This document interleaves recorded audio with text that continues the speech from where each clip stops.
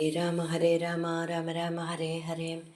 ഹരേ കൃഷ്ണ കൃഷ്ണ കൃഷ്ണ ഹരേ ഹരേ. സച്ചിദാനന്ദരൂപായ വിശ്വോത്പത്യാദിഹേതവേ താപത്രയ വിനാശായ ശ്രീകൃഷ്ണായ വയം നമഃ. എല്ലാ സജ്ജനങ്ങൾക്കും നമസ്കാരം. ഇന്ന് 7ാമത്തെ ദശകം, ബ്രഹ്മാവിൻ്റെ തപസ്സും വൈകുണ്ഠ ദർശനവും. ആദ്യം 1ാമത്തെ ശ്ലോകം. ഏവം ദേവ ചതുർദശാത്മക ജഗദ്രൂപേണ ജാതഃ പുനസ്തസ്യോർധ്വം ഖലു സത്യലോകനിലയേ ജാതോസി ധാതാ സ്വയം. യം ശംസന്തി ഹിരണ്യഗർഭമഖിലത്രൈലോക്യജീവാത്മകം യോ ഭൂസ്പീത രജോ വികാര വികസൻ നാനാസിസൃക്ഷാരസാം. പദമുറിച്ച് പറയാം. ഏവം ദേവ ചതുർദശാത്മക ജഗദ്രൂപേണ ജാതഃ പുനഃ തസ്യ ഊർധ്വം പുനസ്തസ്യോർധ്വം ഖലു സത്യലോകനിലയേ ജാതഃ അസി ജാതോസി ധാതാ സ്വയം. യം ശംസന്തി ഹിരണ്യഗർഭമഖില ത്രൈലോക്യ ജീവാത്മകം യഹ അഭൂത് യോ ഭൂത് സ്പീത രജോവികാര വികസൻ നാനാ സിസൃക്ഷാ രസഃ.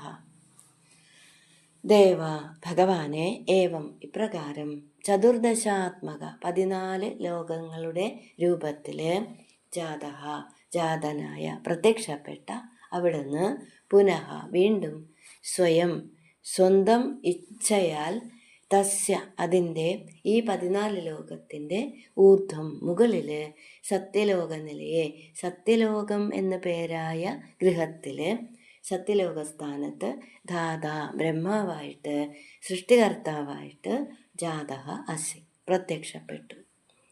യഹ യാതൊരുവനെ, ആ ബ്രഹ്മാവിനെ, അഖില ത്രൈലോക്യ ജീവാത്മകം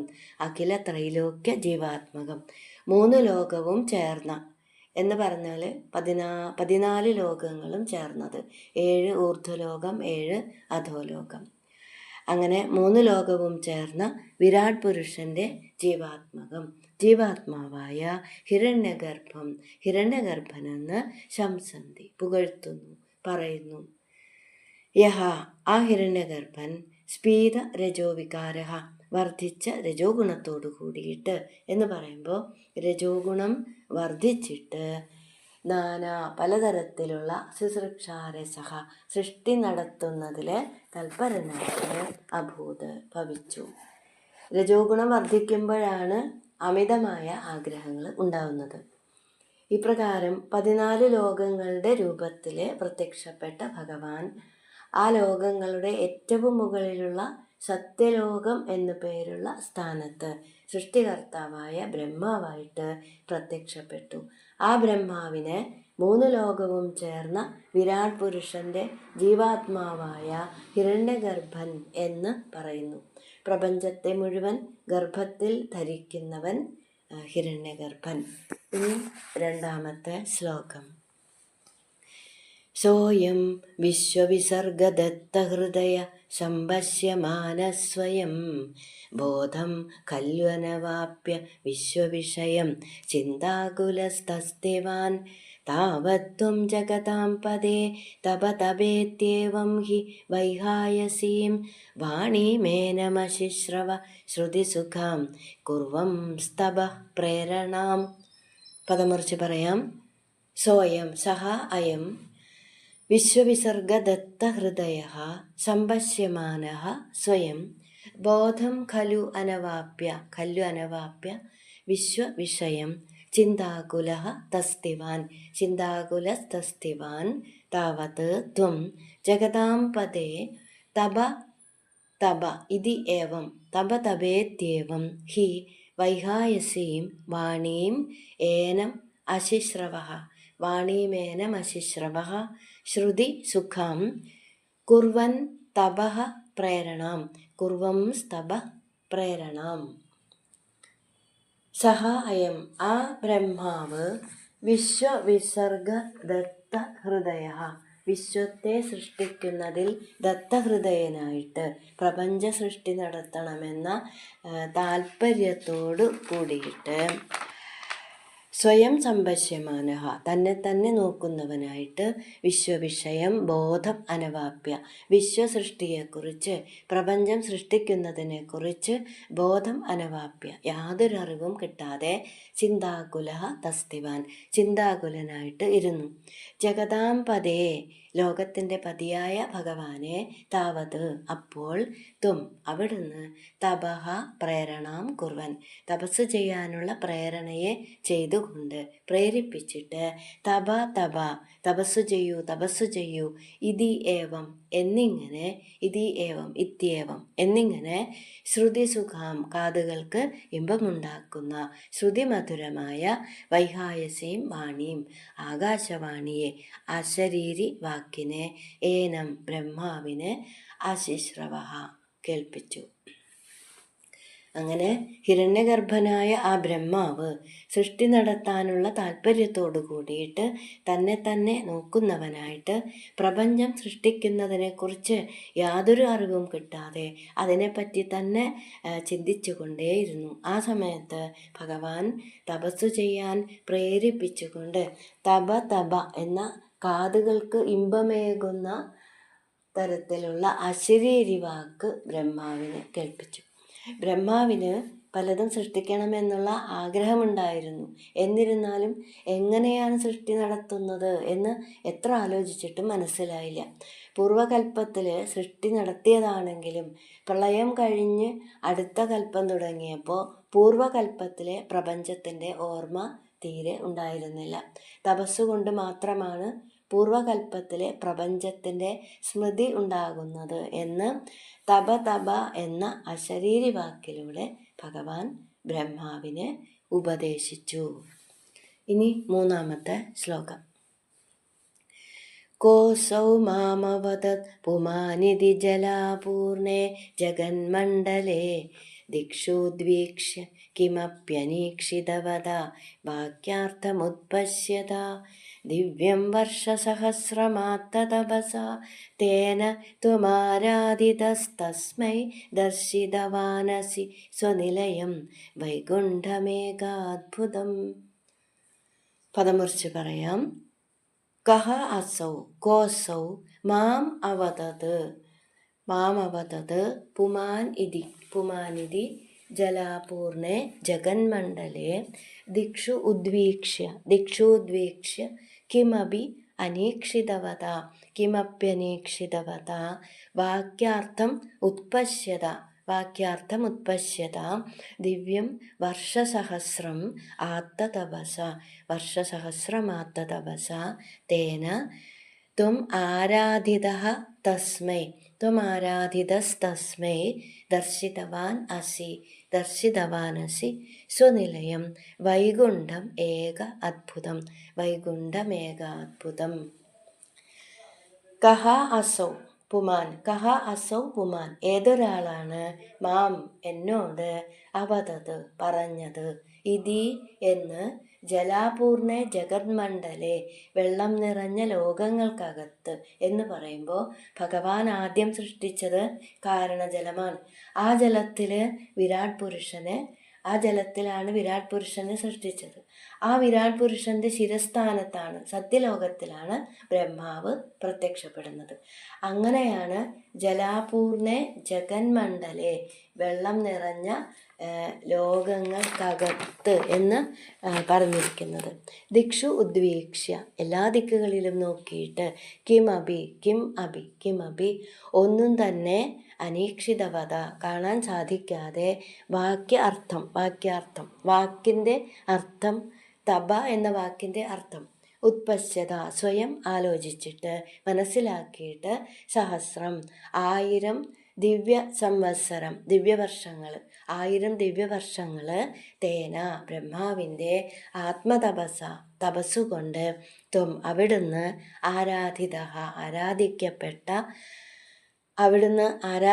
ആരാധിക്കപ്പെട്ടപ്പോൾ 1000 വർഷം ബ്രഹ്മാവ് തപസ്സു ചെയ്തു എന്നർത്ഥം. ഏക അത്ഭുതം അങ്ങനെ ആരാധിക്കപ്പെട്ടപ്പോൾ ഏകാത്ഭുതം, ഒരേയൊരു അദ്ഭുതമായ ആശ്ചര്യതോപ്യാശ്ചര്യം, അത്യദ്ഭുതമായ സ്വനിലയം വൈകുണ്ഠം, സ്വന്തം നിലയമായ സ്വസ്ഥാനമായ വൈകുണ്ഠത്തെ തസ്മൈ ബ്രഹ്മാവിനായിക്കൊണ്ട് ഭഗവാനെ ത്വം അവിടുന്ന് ദർശിതവാൻ അസി കാണിച്ചു കൊടുത്തുവല്ലോ.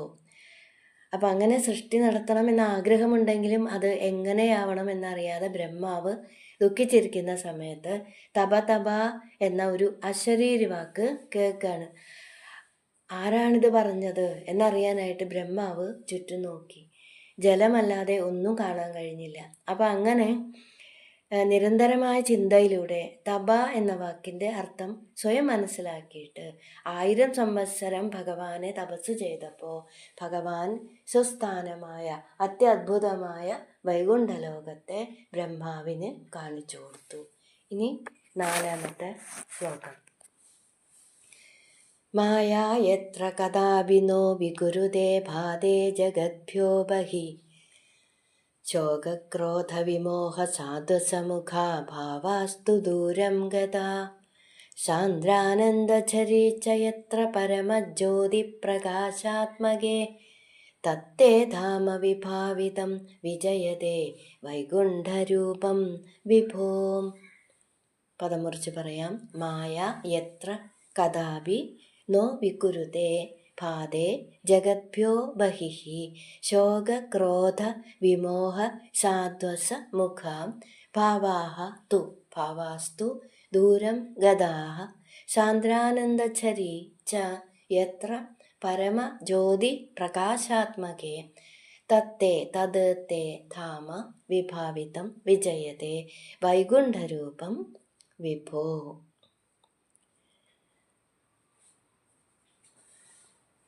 ഈ ലോകത്തിൽ അത്യദ്ഭുതമായ വൈകുണ്ഠലോകത്തെ, ഈ ശ്ലോകത്തിൽ അത്യദ്ഭുതമായ വൈകുണ്ഠലോകത്തെ വർണ്ണിക്കുകയാണ്.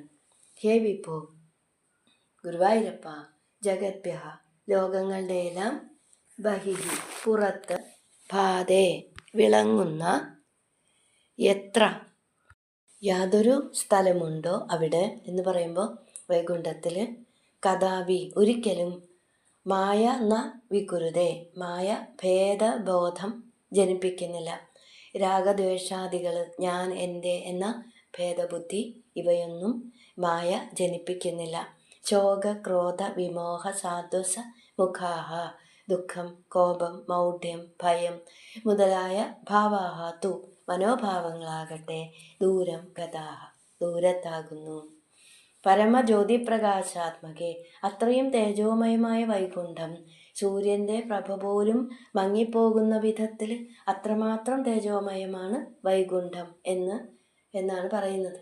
എത്ര സാന്ദ്രാനന്ദചരി ച, സാന്ദ്രാനന്ദചരി പരമാനന്ദത്തിൻ്റെ പ്രവാഹവുമായ, അപ്പോൾ സൂര്യൻ്റെ പ്രഭ പോലും മങ്ങിപ്പോകുന്ന വിധത്തിൽ അത്രമാത്രം തേജോമയവും പരമാനന്ദത്തിൻ്റെ പ്രവാഹവുമായ വിഭാവിതം ബ്രഹ്മാവിന് കാണിച്ചു കൊടുത്ത തത് വൈകുണ്ഠരൂപം, വൈകുണ്ഠം എന്ന് പറയുന്ന തേ ധാമ ഭഗവാനെ അവിടുത്തെ വാസസ്ഥാനം വിജയതേ വിജയിച്ചരുളുന്നു.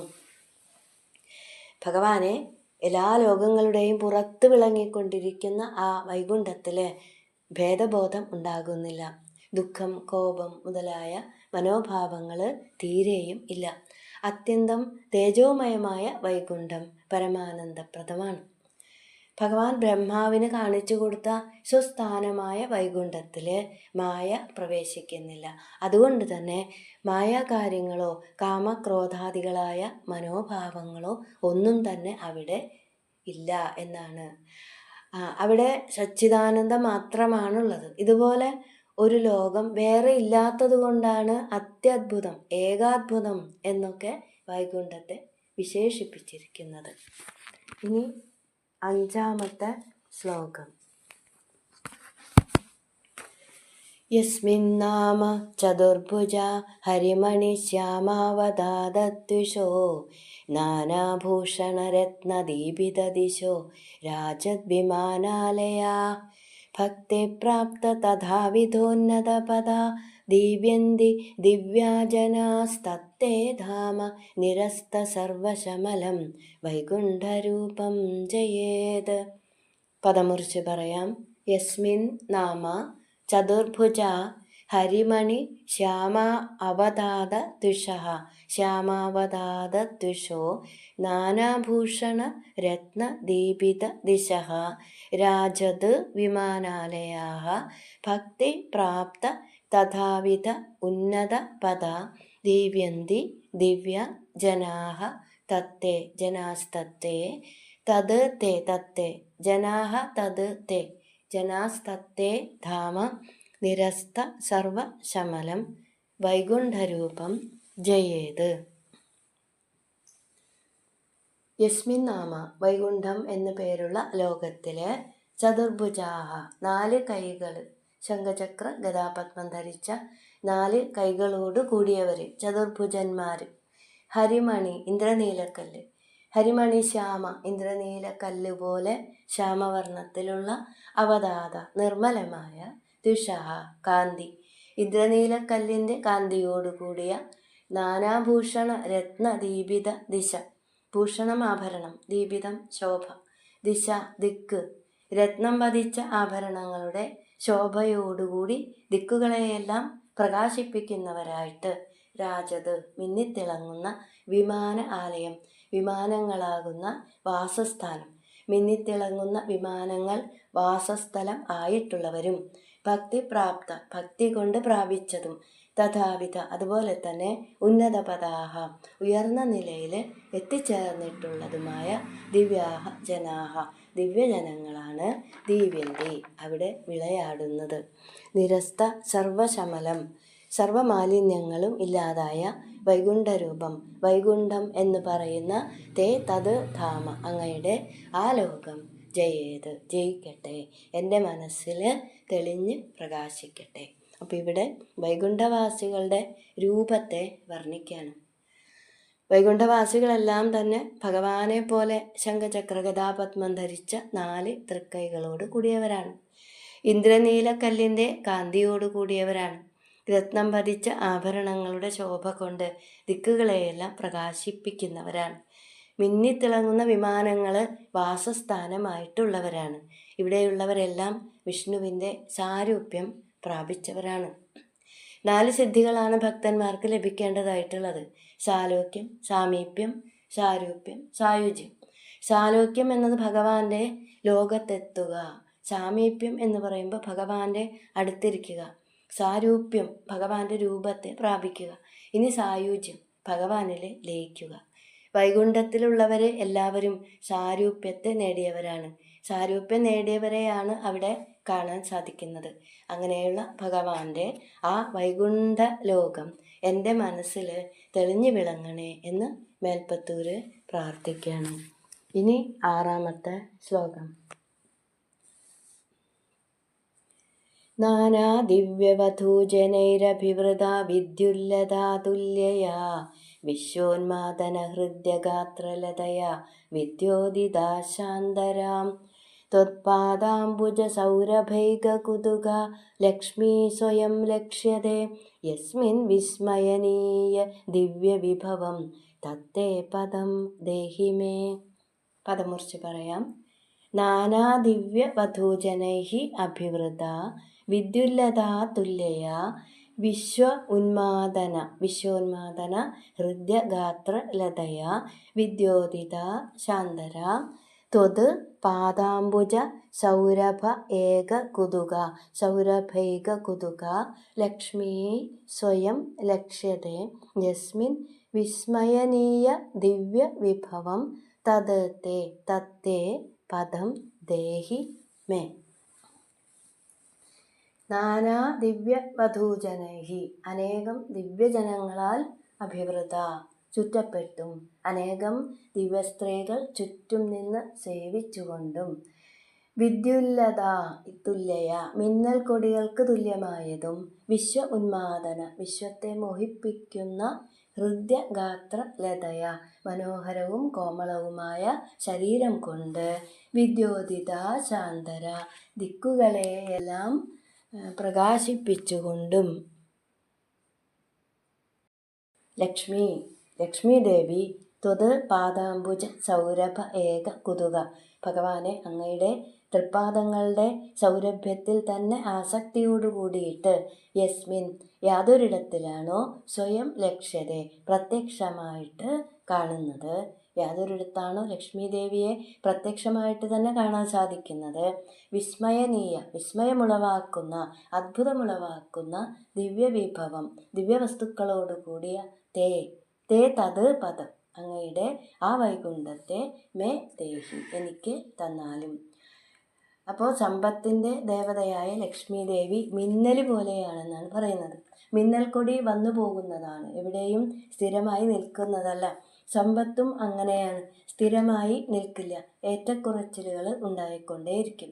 എന്നാൽ വൈകുണ്ഠത്തിൽ ലക്ഷ്മി ദേവിയെ എപ്പോഴും കാണാം എന്നിവിടെ പറയാണ്. അതിൻ്റെ കാരണം ലക്ഷ്മി ദേവിക്ക് ഭഗവാനിലുള്ള അത്യധികമായ ആസക്തി തന്നെയാണ്.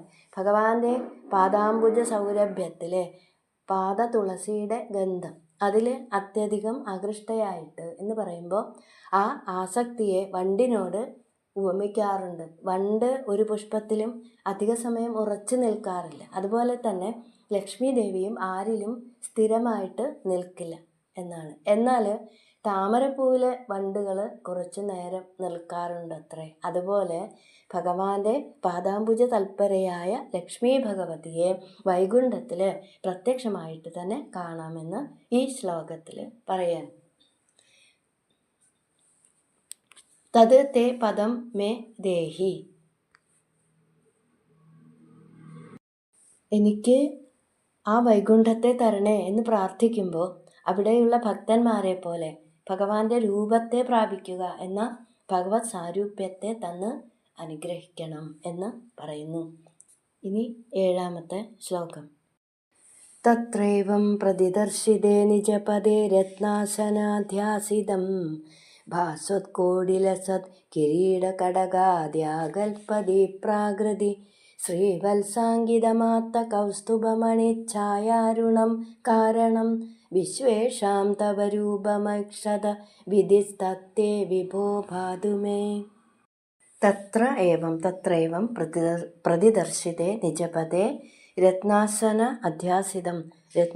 അധ്യാസിതം ഭാസ്വത് കോടി ലസത് കിരീട കടകാദ്യാകൽപ ദീപ്രാകൃതി ശ്രീവത്സാങ്കിതം ആത്ത കൗസ്തുഭ മണി ഛായ അരുണം. ശ്രീവത്സാങ്കിതമാത്ത കൗസ്തുഭമണി ഛായ അരുണം കാരണം വിശ്വേഷാം തവ രൂപം ഐക്ഷത വിധിഹി തത് തത്തേ വിധിസ്തത്തേ വിഭോ ഭാതു മേ. തത്ര അവിടെ ആ വൈകുണ്ഠത്തിൽ ഏവം പ്രതിദർശിതേ ഇപ്രകാരം ബ്രഹ്മാവിന് കാണിച്ചു കൊടുത്ത ആ വൈകുണ്ഠത്തിൽ നിജപദേ സ്വന്തം സ്ഥാനത്ത് രത്നാസന അധ്യാസിതം രത്നസിംഹാസനത്തിൽ ഇരിക്കുന്നതും ഭാസ്വത് കോടി സൂര്യൻ്റെ സമൂഹം പോലെ ലസത് ശോഭിക്കുന്ന കിരീട കടകാദി കിരീടം കടകം മുതലായ കിരീട കടക ആദി ആകൽപ അനേകം ആഭരണങ്ങളാൽ ദീപ്ര ആകൃതി തിളങ്ങിക്കൊണ്ടിരിക്കുന്നതും ശ്രീവത്സ അങ്കിതം ശ്രീവത്സം എന്ന അടയാളത്തോടു കൂടിയതും ശ്രീവത്സാങ്കിതമായ മാറിടം ആത്ത കൗസ്തുഭമണിഛായ കൗസ്തുഭരത്നത്തിൻ്റെ ശോഭ കൊണ്ട് അരുണം തുടുത്തതും യേശാം വിശ്വകാരണം ഈ ലോകത്തിൻ്റെ എല്ലാം കാരണവുമായിരിക്കുന്ന തവരൂപം ഭഗവാനെ അവിടുത്തെ രൂപം വിധി ബ്രഹ്മാവ് ഐക്ഷത കണ്ടു. വിഭോ സർവവ്യാപിയായ ഗുരുവായൂരപ്പ അങ്ങയുടെ തത് രൂപം അങ്ങയുടെ ആ രൂപം മേ ഭാതു എൻ്റെ ഉള്ളിൽ തെളിഞ്ഞ് വിളങ്ങണേ. ഇവിടെ ബ്രഹ്മാവിന് ഭഗവാൻ കാണിച്ചു കൊടുത്ത ബ്രഹ്മസ്വരൂപത്തെക്കുറിച്ച് പറയാണ്. ആ വൈകുണ്ഠ ലോകത്ത് സ്വസ്ഥാനത്ത് രത്നസിംഹാസനത്തിൽ കോടിക്കണക്കിന് സൂര്യന്മാർ ഒന്നിച്ചുദിച്ചതുപോലെയുള്ള കിരീടവും ശ്രീവത്സ ചിഹ്നവും കടകം മുതലായ ആഭരണങ്ങൾ ധരിച്ച് കൗസ്തുഭരത്നത്തിൻ്റെ പ്രഭ കൊണ്ട് തുടുത്തതും കാരണങ്ങൾക്കെല്ലാം കാരണവുമായിട്ടുള്ള ഭഗവാന്റെ രൂപം ബ്രഹ്മാവ് കാണാൻ. ബ്രഹ്മാവിന് കാണിച്ചു കൊടുത്ത ആ രൂപം ഇവിടെ ഇരുന്ന് നിരന്തരം ധ്യാനിക്കുന്ന എനിക്കും കാണിച്ചു തരണേ എന്ന് മേൽപ്പത്തൂര് പ്രാർത്ഥിക്കുകയാണ്. ഇനി 8ാമത്തെ ശ്ലോകം. കാളാംബോധകളായ കോമളരുചി ചക്രേണ ചക്രം ദിശാം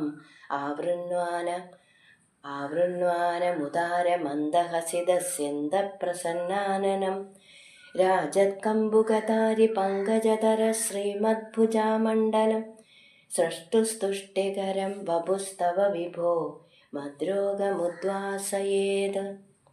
പദം മുറിച്ച് പറയാം.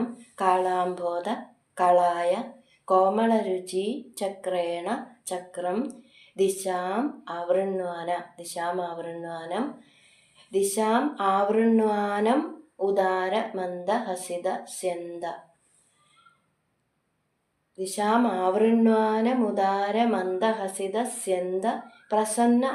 പ്രസന്നാനനം രാജത് കമ്പു ഗത അരി പങ്കജ ധര ശ്രീമദ് ഭുജാമണ്ഡലം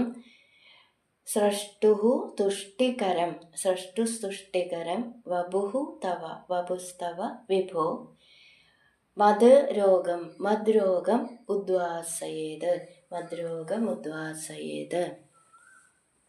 വിഭോ ഗുരുവായൂരപ്പ, കാളാംബോധ കാർമേഘം പോലെയും കളായ കായാമ്പു പോലെയും കോമളമായ രുചിചക്രേണ കാന്തിപടലം കൊണ്ട് ദിശാം ചക്രാം ദിക്കുകളെയെല്ലാം ആവൃണ്വാന മൂടുന്നതും ഉദാര മന്ദഹസിത സെന്ത ഉദാരമായി മന്ദഹാസം പൊഴിക്കുന്ന പ്രസന്ന ആനനം പ്രസന്നമായ മുഖത്തോടു കൂടിയതും രാജത് മിന്നിത്തിളങ്ങുന്ന കമ്പു ഗത അരി പങ്കജം ശംഖ് ഗദ ചക്രം താമര ധര ധരിച്ച ശംഖ് ചക്ര ഗദാപത്മധാരിയായ എന്നർത്ഥം ശ്രീമത്തായ ഐശ്വര്യദായകമായ ഭുജാമണ്ഡലം 4 തൃക്കൈകളുള്ളതും സൃഷ്ടുഹു ബ്രഹ്മാവിന് തുഷ്ടികരം സന്തോഷമുണ്ടാകുന്നതും ആയ തവ വപുഹു ഭഗവാനെ അവിടുത്തെ രൂപം മദ്രോഗം എൻ്റെ രോഗത്തെ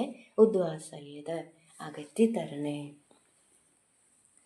കാർമേഘം പോലെയും കായാമ്പു പോലെയുമുള്ള കാന്തിപടലം കൊണ്ട് ദിക്കുകളെയെല്ലാം മൂടുന്ന മനോഹരമായി മന്ദഹസിക്കുന്ന പ്രസന്നമായ മുഖത്തോടുകൂടിയ തിളങ്ങി വിളങ്ങിക്കൊണ്ടിരിക്കുന്ന ശംഖചക്ര ഗദാപത്മങ്ങളോടുകൂടിയ ശ്രീമത്തായ 4 തൃക്കൈകളോടുകൂടിയ ഭഗവാനെ അവിടുത്തെ രൂപം എൻ്റെ രോഗങ്ങളെ ദൂരീകരിക്കണേ എന്ന് മേൽപ്പത്തൂര് പറയുകയാണ്.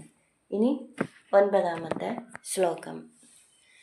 ദൃഷ്ട്വാ സംഭൃതസംഭ്രമകമലഭൂത്വത്പാദപാദോരുഹേ ഹർഷാവേശവശം വദോ നിപതിത പ്രീത്യ കൃതാർത്ഥീ ഭവൻ ജാനാസ്യേവ മനീഷിതം മമ വിഭോ ജ്ഞാനം തദാ ബാധയ ദ്വൈതാദ്വൈതഭവസ്വരൂപപരമിത്യാജഷ്ട തം ത്വാം ഭജേ. പദമുറിച്ച് പറയാം.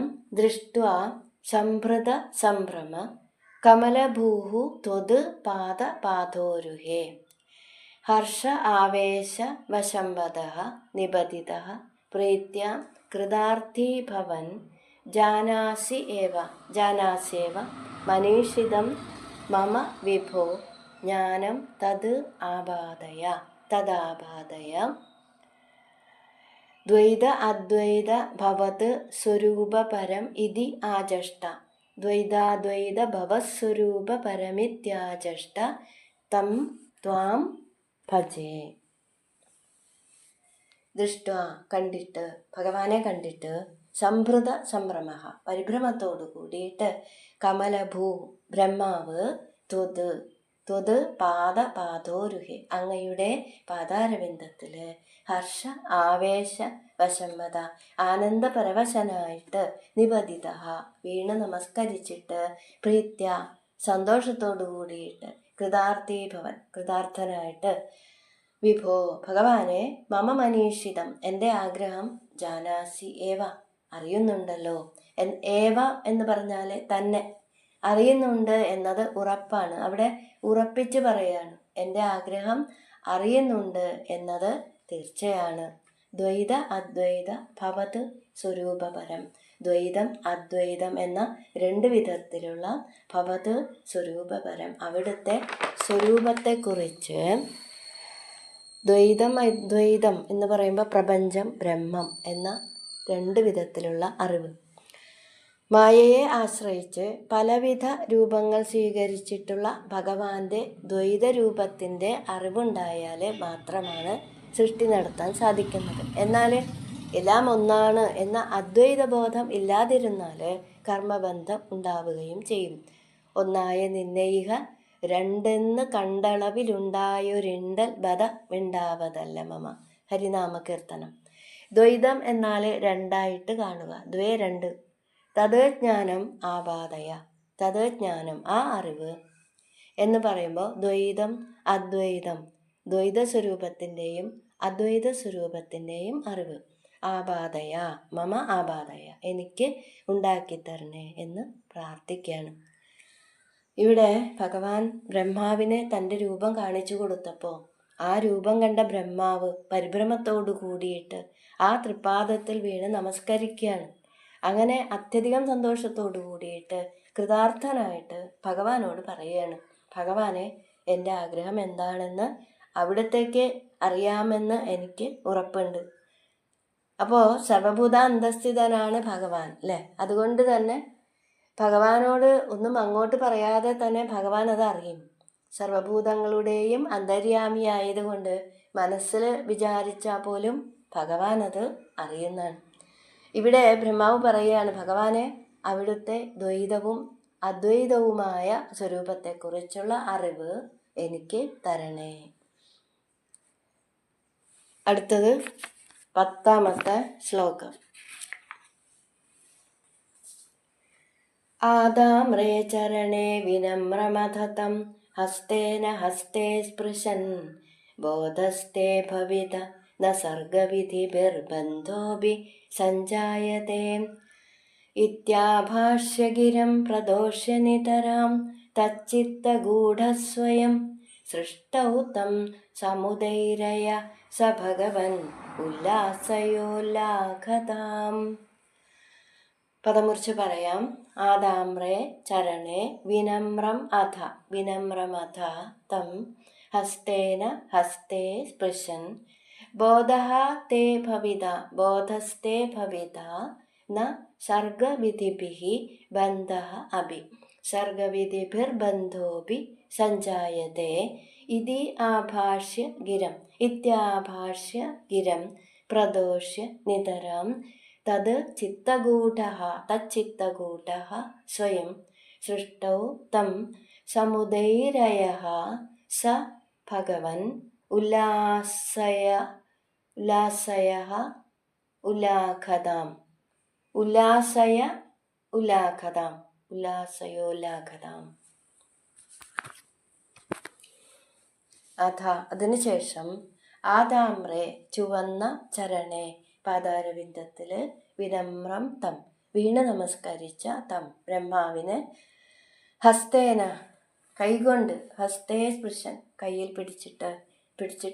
പിടിച്ച് എഴുന്നേൽപ്പിച്ചിട്ട് തേ അങ്ങേക്ക് ബോധഃ ഭവിത ജ്ഞാനം ഉണ്ടായിക്കൊള്ളും. സർഗവിധിഭിഹി സൃഷ്ടി നടത്തുന്നത് കൊണ്ട് ബന്ധം എന്ന് പറയുമ്പോൾ കർമ്മബന്ധം ന സഞ്ജായതേ അപി ഉണ്ടാവുകയും ഇല്ല. ഇതി ഗിരം എന്ന വാക്കിനെ ആഭാഷ്യ പറഞ്ഞിട്ട് നിതരാം ഏറ്റവും പ്രദോഷ്യ സന്തോഷിപ്പിച്ചിട്ട് സ്വയം തത് ചിത്തഗൂഢഃ സ്വയം ബ്രഹ്മാവിനെ ചിത്തത്തിൽ ഗൂഢഃ ബ്രഹ്മാവിനെ ഗൂഢമായിരുന്നിട്ട് ഒളിച്ചിരുന്നിട്ട് ബ്രഹ്മാവിൻ്റെ ചിത്തത്തിൽ ഒളിച്ചിരുന്നിട്ട് തം ബ്രഹ്മാവിനെ സൃഷ്ടിക്ക് സമുദൈരയഃ പ്രേരിപ്പിച്ചു. സ ഭഗവാൻ ആ ഭഗവാൻ ഉല്ലാഖതാം ആരോഗ്യത്തെ ഉല്ലാസയ വർദ്ധിപ്പിച്ചു തരണേ. ആ ഭഗവാൻ എന്ന് പറയുമ്പോൾ ബ്രഹ്മാവിനെ അനുഗ്രഹിച്ച ഭഗവാൻ എൻ്റെ ആരോഗ്യത്തെ വർദ്ധിപ്പിച്ചു തരണേ. ഈ ദശകത്തിൽ ബ്രഹ്മാവിനെ കാണിച്ചു കൊടുത്ത ഭഗവാന്റെ ലോകത്തിലെത്താൻ എനിക്കും ഭാഗ്യമുണ്ടാകണമെന്നും ഭഗവത് സ്വരൂപം തൻ്റെ ഉള്ളിൽ തെളിഞ്ഞ് വിളങ്ങണമെന്നും ഭഗവാനെ ഭജിച്ചു കൊണ്ടിരിക്കുന്ന തൻ്റെ രോഗം മാറ്റി ആരോഗ്യം വർദ്ധിപ്പിച്ചു തരണേ എന്ന് മേൽപ്പത്തൂര് പ്രാർത്ഥിക്കുകയാണ്. ഈ ദശകം ശ്രദ്ധയോടെ ശ്രവിച്ച എല്ലാവർക്കും ഭഗവാനിൽ ഭക്തി വർദ്ധിക്കട്ടെ എന്ന് പ്രാർത്ഥിക്കുന്നു. ഹരേ കൃഷ്ണ.